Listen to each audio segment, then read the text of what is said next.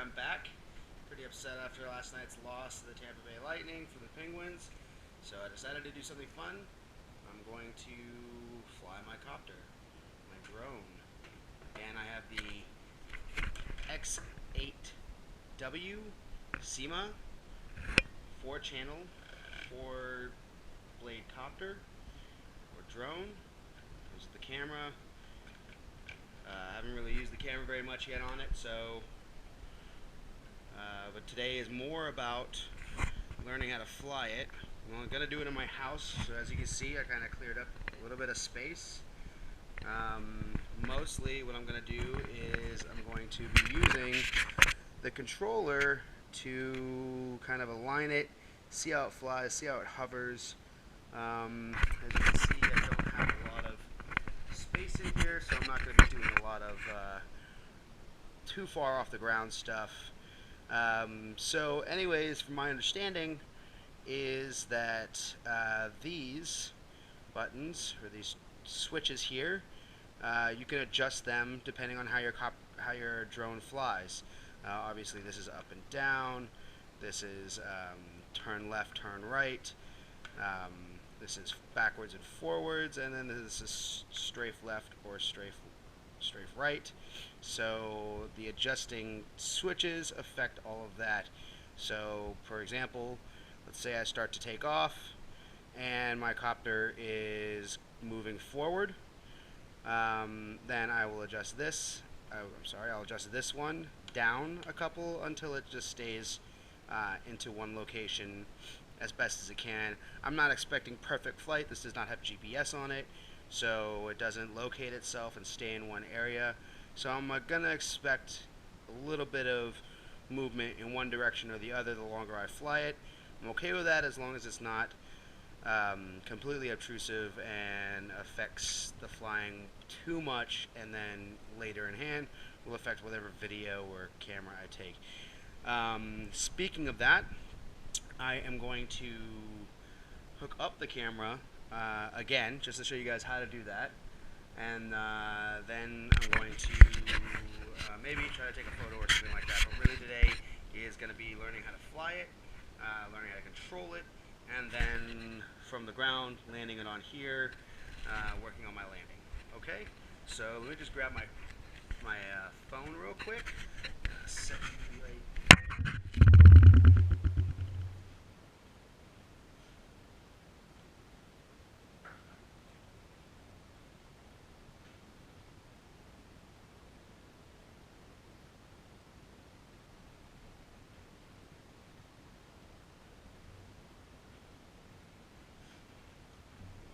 Alright, I'm back. So again, with the SEMAs, there's an app you can download. It's right there, the SEMA FPV app. You just go ahead and, well, first you have to turn the drone on. Oops, turn the drone on. So on switch is right here. If you have intent of using the camera, make sure you plug it in. It's right next to the on and off switch, and then you just boom, turn it on. It's blinking really fast because it's initializing. It's trying to figure out where the controller is, which is right here. I'm just going to go ahead and turn that on. So boom, once you turn that on, there you go. Now it's blinking. It's still not initialized, but it's good at the moment. So, take my nifty phone. I'm going to stick it into the nifty phone slot. Alright. The first thing that you want to do is you want to go into your settings, into Wi-Fi. See, it's connected to my house at the moment, but let's see now, where is it? There it is. So FPV underscore Wi-Fi underscore E2F6 is my camera. I'm just going to go ahead and press that. Yes, connect.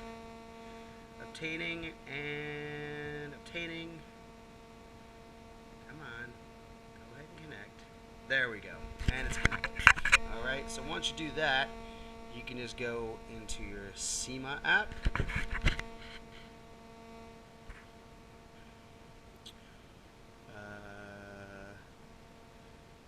some reason they're saying that the internet is unavailable with the So this is what you should see with the SEMA app. There's a little video if you don't understand it that you can watch, or there's written instructions for help. But we're going to go ahead and start it. Alright, it says there's no internet connection before, but it's clearly connected. As you can see, you see the picture and everything. And again, you can see that it's okay. The camera is okay. It's not great. It's good for what I want it to do. I mean, you can notice that there's a coin on the table, and then my apartment's messy still, so it's good. It picks up light and takes a minute for it to adjust pretty badly, but that's also not that big of a deal. So what we're going to do is we're going to take this guy and we're going to set him on the ground, just like that. Okay, I'm going to take this guy and set him up right here. Set him up.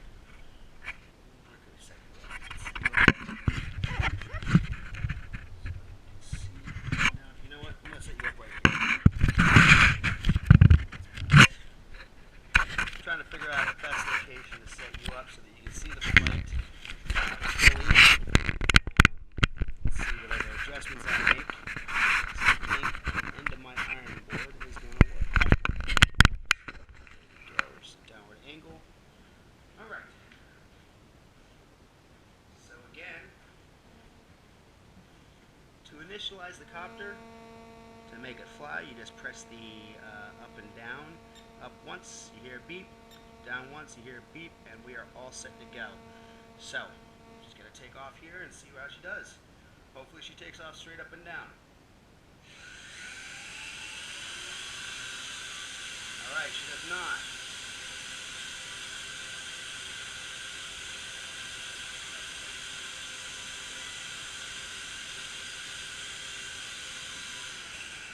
Alright, so as you can see, there's a lot of drift forward.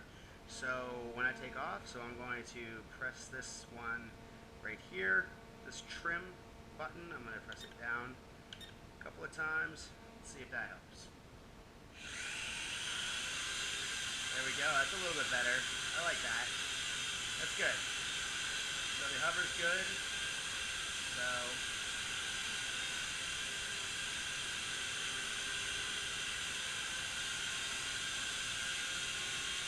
there we go. It's going a little bit to the left. So let's do the trim to the left a little bit. There we go, so that it stays on course. I'm mostly just wanting it to hover right now in one space as much as possible. Now it's drifting a little bit to the right, so I'm going to press it left once. If you didn't see what I was doing there, I pressed this left once. Hopefully it'll just stay in its spot. It's good enough for me for now. So this doesn't have a great, like, just simple hover mode. The controls are pretty good. I'm in low right now. It has a low and high option. For low, it seems pretty responsive.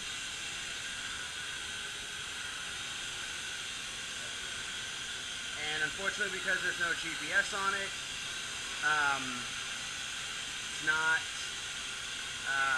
it's not really going to stay in one spot, and it's not going to hover in one spot except for off that level. So just trying to do a little bit of flying. It's flashing right now, which means I have about 3 minutes left of flight time. Don't push it. I mean, I'm just flying in my house, so if it dies, it dies. That's not a big deal. So I'm going to try this one more time. I'm going to try and do a little bit of left to right. There we go.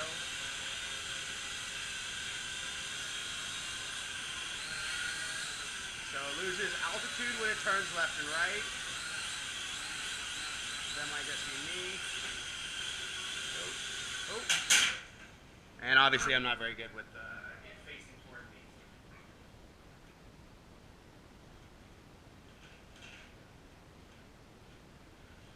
Don't do what I just did, and remember that if it's facing towards you, left is right and right is left.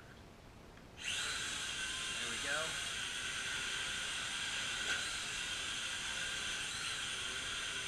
As you can see, I'm a very, very, very novice at this.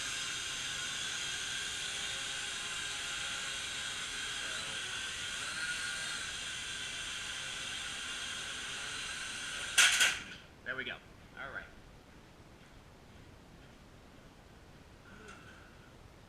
Crushing it. So I'm impressed with the stability of the drone, and I'm impressed with the amount of damage it can take. So I'm gonna try this again. Coming toward me. Left. So right. Very, very, very disorientating to fly it facing you, especially without it having a GPS mode. It's pretty windy outside. Kind of the reason that I'm doing it inside for now. It's because it's pretty windy. So here we go again.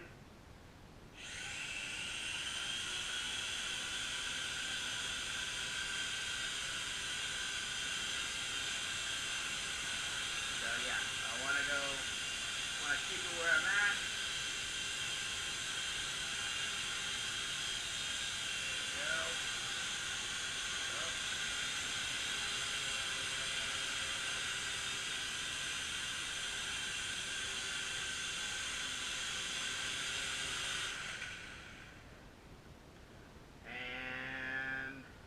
So there you have just seen the function that when the battery is done, or when it decides that it is done, it's just going to shut off on you. So better to make sure that it is not up in the air when it's doing that.